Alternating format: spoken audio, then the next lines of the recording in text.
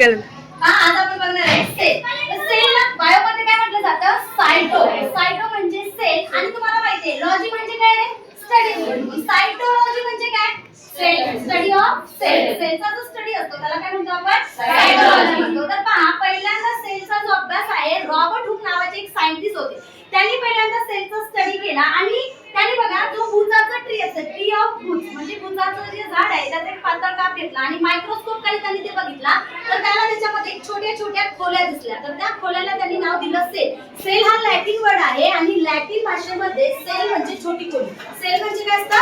छोटी खोली. लॅटिन भाषेमध्ये सेलला छोटी खोली म्हटलं जातं म्हणून त्यांनी त्याला नाव दिलं सेल. आपली बॉडी सुद्धा कशाने बनलेली आहे? सेलनी बनलेली आहे. त्यानंतर एक सायंटिस्ट आले. त्या सायंटिस्टचं नाव होतं अँटीव्हॅन किंवा दुसरे पण एक सायंटिस्ट होते ते म्हणजे लिओन हॉक नावाचे सायंटिस्ट. तर यांनी हे शोधून काढलं की जे जिवंत पेशी आहे म्हणजे आपण ह्यूमन आहे आपल्यामध्ये जिवंत पेशी आहे. प्लांट मध्ये ज्या पेशी असतात भरपूर सेल त्यांच्यामध्ये डेड सेल असतात. पण ॲनिमल मध्ये डेड सेल आहेत का? नाही. मग ज्या लाईव्ह सेल आहे ज्या जिवंत पेशी आहे जिवंत पेशीचा शोध कोणी लावलेला आहे?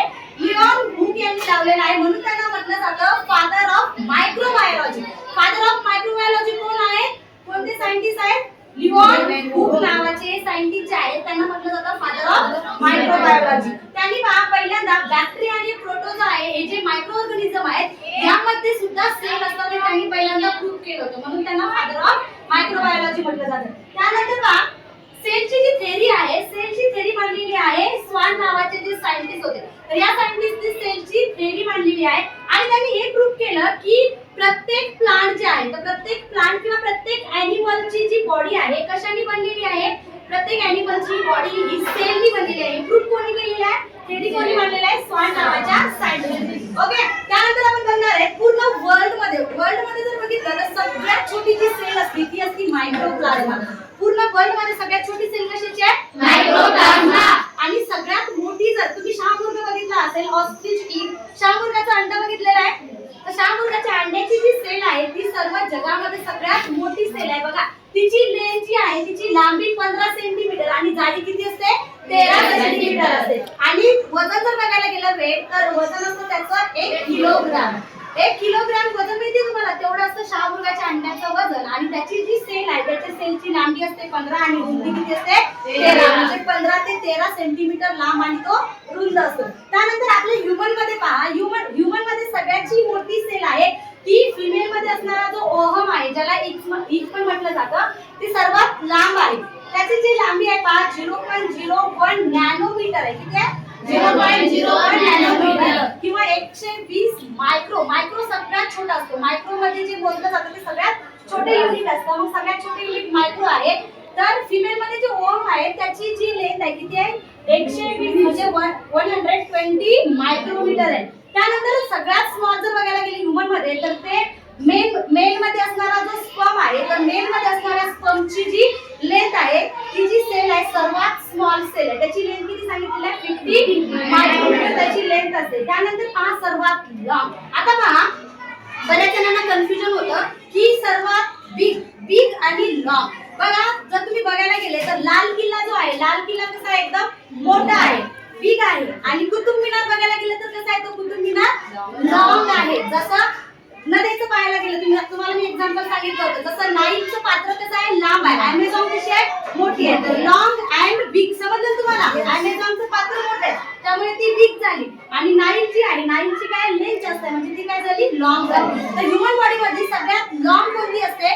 Neuron cell. कुठे आहे ती? ब्रेन आहे. आता ही सेल अशी आहे की ती डिस्ट्रीब्यूट म्हणजे तिचं विभाजन होत नाही. सेल डिव्हिजन होतं का या सेल मध्ये? नाही. म्हणून आपल्याला सांगितलं जातं की काय घाला? हेल्मेट घाला.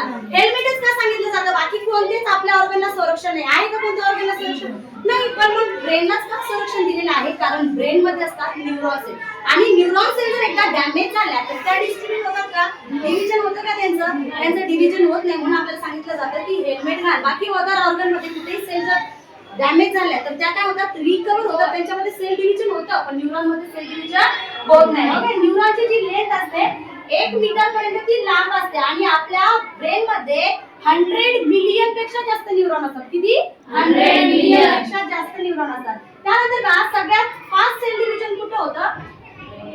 सर्वात फास्ट सेल डिव्हिजन लिव्हर मध्ये मी तुम्हाला एकदा सांगितलं होतं की लिव्हरचा जो डावा भाग जो आहे लिव्हरचा त्याला जर आपण थोडंसं कट केलं किंवा कापून जरी फेकलं तरी आपली डेथ होत नाही. का होत नाही? कारण लिव्हर मध्ये सेलचं डिव्हिजन आहे ते खूप फास्ट सेल डिव्हिजन होतं. तो लवकर आपला सेल डिव्हिजन करतो आणि ऑर्गन काय करतो रिकव्हर करतो. ओके, त्यामुळे लिव्हर मध्ये एखाद्याने चाकू जरी घेऊन बसला तरी आपली डेथ होत नाही. कारण लिव्हर मध्ये सेलचं डिव्हिजन जे आहे कसं होतं सर्वात फास्ट सेल डिव्हिजन होतं.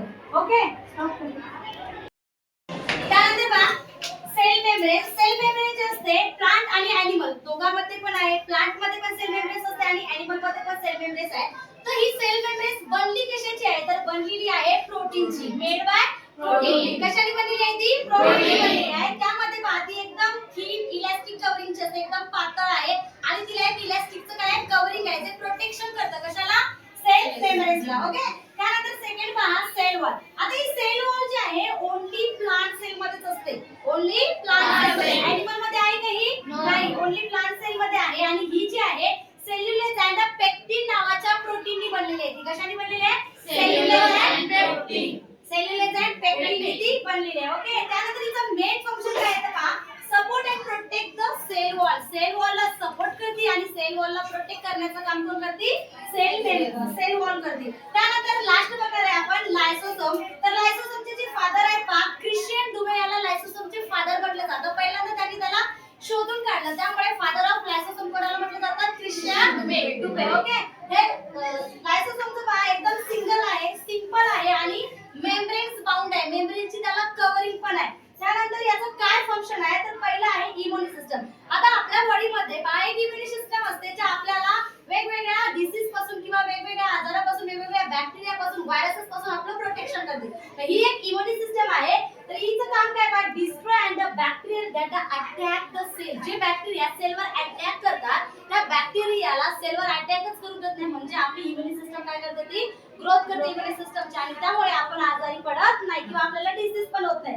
त्यानंतर सेकंड आहे सुसाइड बँक. मी तुम्हाला सांगितलं होतं की आपल्या बॉडीमध्ये 3 टाइपच्या सेल आहेत डब्ल्यूबीसी, आरबीसी आणि प्लेटलेट्स. तर डब्ल्यूबीसी जे असतात तर डब्ल्यूबीसी ला काय म्हटलं जातं? सोल्जर सेल म्हटलं जातं. सोल्जर सेल कोण आहेत? डब्ल्यूबीसी. आपल्या बॉडीमध्ये 5000 टू 11000 पर्यंत डब्ल्यूबीसी असतात आणि या डब्ल्यूबीसी आपलं प्रोटेक्शन करण्याचं काम करतात. मैं सांगितलं होतं जिसका कोई नहीं होता उसका डब्ल्यूबीसी होता है. यानी खुद के शरीर के अंदर झांक के देखो तुम्हारा डब्ल्यूबीसी तुम्हारे लिए क्या है? अपनी जान देता है. यानी डब्ल्यूबीसी किती दिवस जिवंत राहतात?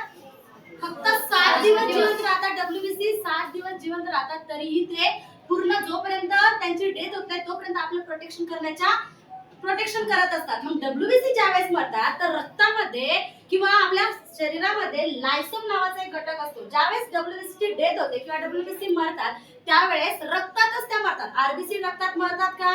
नाही. डब्ल्यूबीसी मात्र काय करतात? रक्तातच मरतात. कारण रक्तामध्ये लायसोम नावाचा एक घटक असतो जो डब्ल्यूबीसीला मेलेल्या डब्ल्यूबीसीला खाऊन नष्ट करण्याचं काम करतो. मग मेलेल्या डब्ल्यूबीसी ज्यावेळेस मरतात त्यावेळेस त्यांना खाऊन नष्ट करतो आणि आपलं जे ब्लड आहे एकदम ब्लड कसं ठेवतो? एकदम प्युअर ब्लड असतं. त्यामध्ये कोणत्याही प्रकारची डब्ल्यूबीसी नसते. कशामुळे? कारण रक्तामध्ये ब्लड मध्ये काय असतो? लायसोम असतो आणि त्यामुळेच लायसोमला म्हटलं जातं सुसाइड बँक ऑफ डब्ल्यूबीसी. का म्हटलं जातं? कारण ज्यावेळेस डब्ल्यूबीसी मरतात त्यावेळेस त्यांना खाऊन नष्ट कोण करतो? लायसोम करतो. मग सुसाइड बँक ऑफ डब्ल्यूबीसी कोणाला म्हटलं जातं? लायसोमला सुसाइड बँक ऑफ डब्ल्यूबीसी म्हटलं जातं. ओके.